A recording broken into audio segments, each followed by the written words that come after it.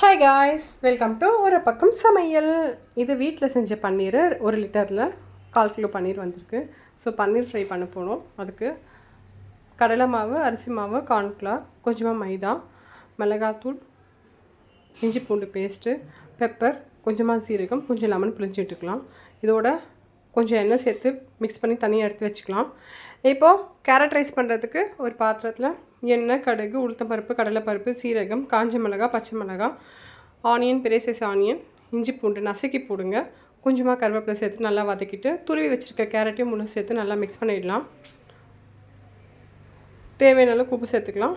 அதையும் நல்லா கலந்து விட்டுட்டு கொத்தமல்லி இலையை தூவிக்கலாம்.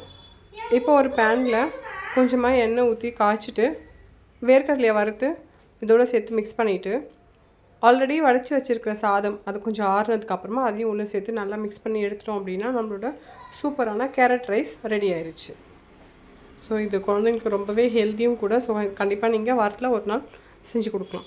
அப்புறம் நம்ம ரெடி பண்ணி வச்சுருக்கிற பன்னீரை எடுத்து அதே எண்ணெயில் போட்டு ஒன்றா போட்டு பொரிச்சு எடுத்திங்க அப்படின்னா நல்லா இந்த மாதிரி நல்லா டார்க் ப்ரௌன் கலரில் வரதுக்கப்புறமா பொரிச்சு எடுத்திங்கன்னா பன்னீர் ஃப்ரையும் நமக்கு ரெடி ஆகிடும்.